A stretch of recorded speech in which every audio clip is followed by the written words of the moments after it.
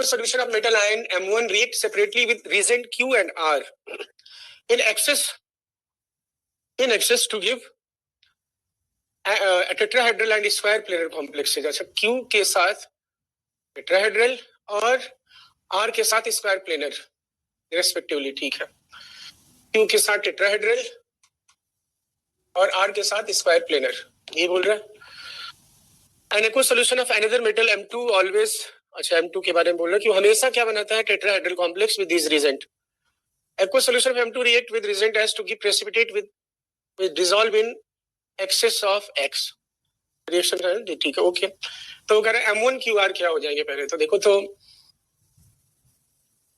Zinc तो हमेशा ही क्या बनाएगा बोलो, टेट्राहेड्रल. ये Zn+2 किस में होता है बोलो, 3d10 कॉन्फ़िगरेशन में.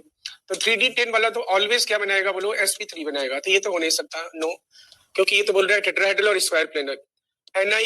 ni का देख लो भाई. हाँ, ni देखो, NiHCl, NiCl4-2 टेट्राहेड्रल होता है, टेट्राहेड्रल, और NiCl4 स्क्वायर प्लेनर होता है. तो ये M1 हो गया आपका क्या बोलो, Ni+2, और ये R क्या हो गया आपका बोलो, स्क्वायर प्लेनर बना रहा है, दैट मींस ये KCl हो गया, और ये हो गया आपका QHCl, ये हो गया आपका HCl. बोलो ठीक है. तो ये ऑप्शन हो गया आपका बी. अब आप कहोगे डी क्यों नहीं, सी हो सकता था, कैडमियम. तो कैडमियम 4D सीरीज वाला, 4D सीरीज वाला के साथ साइनाइड के साथ भी क्या बनाएगा, स्क्वायर प्लेनर, और क्लोराइड के साथ भी क्या बनाएगा, स्क्वायर प्लेनर बनाएगा, ठीक. अब कह रहा है कि M2 के बारे में बात कर रहा है. M2 क्या कर रहा है, ऑन रिएक्शन रिएजेंट X. अब पहले M2 है क्या, M2 ऑलवेज फॉर्म टेट्राहेड्रल. तो मतलब ये पक्का हो गया कि ये Zn+2 है. जाओ D10 वाला है, D10 वाला बोल रहा है, D10 वाला है मींस. अब ये कह रहा है कि S गिव वाइट, इसको हम आगे वाले उसमें देख लेते हैं, आगे भी ये पैसेज है, देखो ये देखिए. अब कह रहा है कि M2 always form this tetrahedral with this reagent in aqueous solution. मतलब ये हमेशा कौन सा वाला होगा बोलो, D10 कॉन्फ़िगरेशन वाला होगा. S टू गिव, अब कह रहा है कि S के साथ प्रेसिपिटेट देता है जो कि एक्सेस में इसमें डिसॉल्व हो जाता है. तो अब कह रहा है R क्या है, S क्या है, रिएजेंट X पूछ रहा है, S पूछ रहा है. तो जिंक Zn+2 R, मतलब ये ZnCN4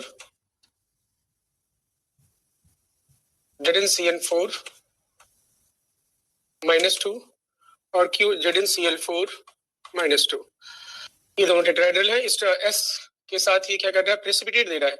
ये प्रेसिपिटेट मिलेगा बेटा पोटेशियम हाइड्रोक्साइड के साथ, क्या मिलेगा, जिंक हाइड्रोक्साइड.